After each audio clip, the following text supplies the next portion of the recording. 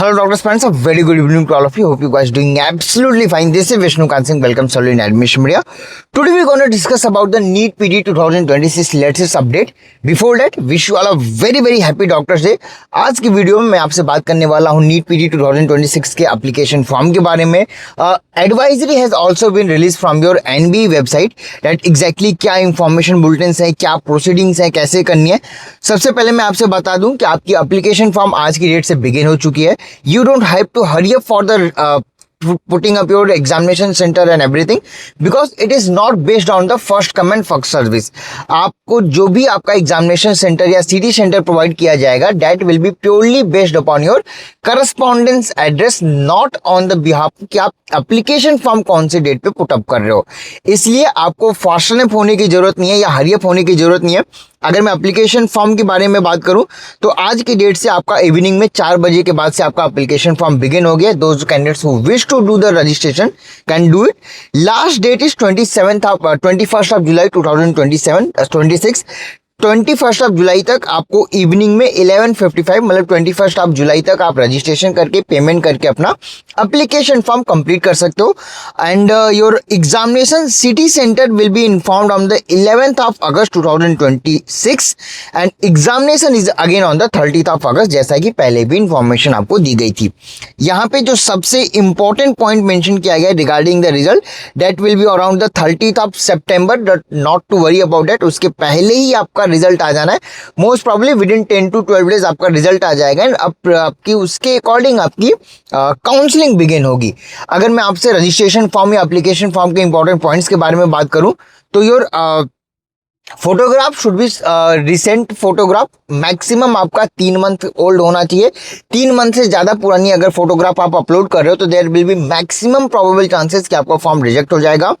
यहाँ पे जो सबसे important point, second important point आपको फोकस करना है that to be your email ID as well as contact number. यहाँ पे आप जो भी अपना email ID as well as contact number आप प्रोवाइड कर रहे हो, make sure it has to be available with you all the times because information bulletins या काउंसलिंग से रिलेटेड या आपकी इंफॉर्मेशन आपकी सिटी सेंटर से रिलेटेड या बाई चांस अगर अभी आपने एप्लीकेशन फॉर्म अप्लाई किया, आपका फोटो रिजेक्ट हो जाता है या आपका थंबप्रिंट रिजेक्ट हो जाता है या रेटिना स्कैन रिजेक्ट हो जाता है, इन पर्टिकुलर केसेस में आपको मेल आईडी पे ही मेल प्रोवाइड किया जाएगा. नो डाउट एनबी की तरफ से एक आपका पीडीएफ भी जनरेट किया जाता है कि all these candidates have to rectify their mistakes, but make sure आपकी email ID as well as आपका कॉन्टैक्ट नंबर आपसे मिसप्लेस नहीं होना चाहिए. अगर आप नया ईमेल आईडी बना रहे हो तो make sure it has to be verified and everything, क्योंकि ये ईमेल आईडी जब तक आपकी from the registration till the joining of your PD 26 seat, मतलब आपकी चॉइस फिलिंग हो गई, आपकी रजिस्ट्रेशन हो गया, आपकी काउंसलिंग में प्रोसेस हो गए, आपकी ज्वाइनिंग जब तक कंप्लीट नहीं हो जाती तब तक ये आपका ईमेल आईडी आपके लिए यूजफुल रहेगा. इसी पे आपके सारे इंफॉर्मेशन आएंगे. एंड इवन आपके जो सिटी सेंटर होते हैं, मोस्टली जिन कैंडिडेट्स को फॉरवर्ड सिटी सेंटर मिलता है उनके लिए मेल भी आपको इसी ईमेल आईडी पे आएगा. इसके लिए पीडीएफ जनरेट नहीं करती है NB, so it is important कि ये आपके पास अवेलेबल होना चाहिए. इवन कुछ आपके रिजल्ट्स भी आपकी जब पब्लिश होगी तो पर्टिकुलर कैंडिडेट टू कैंडिडेट आपकी एनबी ईमेल करती है कि आपका क्या रैंक है, क्या आपका रिजल्ट है, इसलिए आपके पास ये ईमेल आईडी होना जरूरी है. एंड यहाँ पे मैं कैटेगरी और बाकी कुछ इंपॉर्टेंट पॉइंट्स के बारे में बात करूं.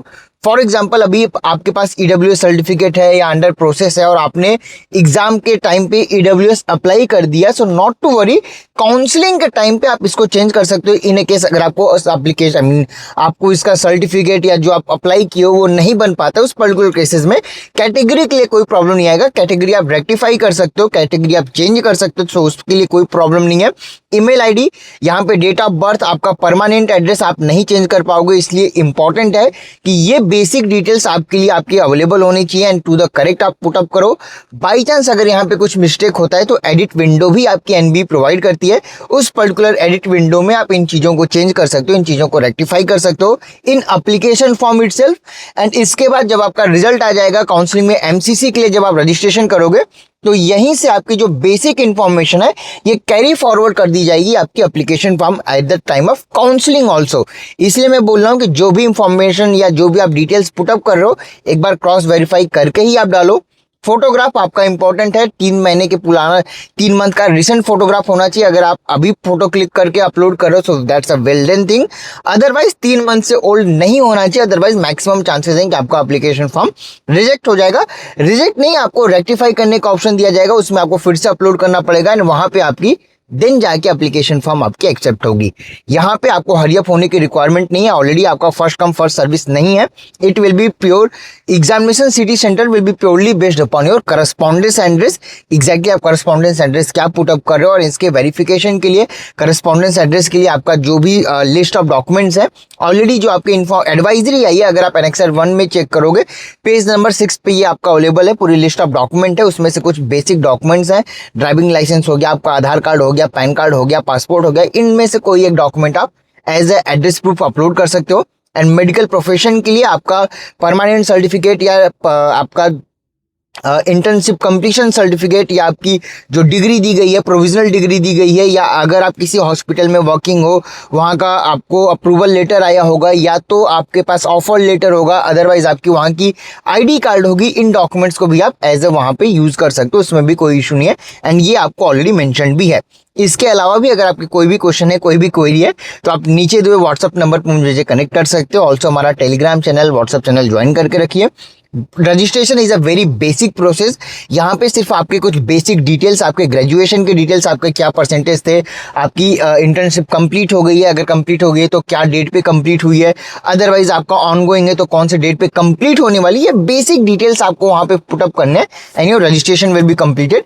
स्टेप वाइज कैसे पुटअप करना है या स्टेप वाइज क्या प्रोसेस है, इसके लिए हम अपने टेलीग्राम चैनल या व्हाट्सअप चैनल पे अपलोड कर देंगे लिंक, वहां से भी आप चीजें देख सकते हो। फिलहाल की इस वीडियो में इतना ही। हाँ, यहाँ पे the most important point is now the clock has been ticking. यहाँ पे आप अपने प्रिपरेशन पे फोकस करिए एंड उससे ज्यादा अपने रिवीजन पे फोकस करिए, because every and each and every marks will count. क्योंकि एक मार्क से आपका मैक्सिमम, आपका मान के चलो अप्रोक्सीमेटली अगर टफ कॉम्पिटिशन रहता है तो हायर रैंक्स पे आपका 50 टू 500 तक के रैंक्स डिफर कर जाते हैं and that ranks matter because seat allotment आपकी प्योरली रैंक के बिहाफ पे होती है, ना कि आपके रिजल्ट के, आपके मार्क्स के बिहाफ पे। आपके मार्क्स से आपका रैंक कैलकुलेट होता है और रैंक के बिहाफ पे आपको सीट अलॉटमेंट मिलती है। इसलिए मैं बोल रहा हूँ each and every marks matter, इसलिए जितना ज्यादा हो सके उतना अच्छे से प्रिपरेशन करिए, पीवाईक्यूज पे फोकस करिए, इनसेट के रिसेंट जो सेशंस हुए हैं उनके पीवाईक्यूज पे फोकस करिए, बिकॉज मैक्सिमम केसेस में देखा गया है कि पेपर्स या क्वेश्चंस को थोड़े बहुत मॉडिफिकेशन के साथ कैरी फॉरवर्ड किए जाते हैं, इसलिए इंपॉर्टेंस पे, इन पॉइंट्स पे ध्यान देना जरूरी है आपके लिए। फिलहाल इस वीडियो में इतना ही। Thank you so much for watching this video. इसके अलावा भी अगर कोई भी क्वेश्चन है, कोई भी क्वेरी, तो you can connect me on the given number below. Thank you so much for watching this video. Have a great day ahead. Thank you.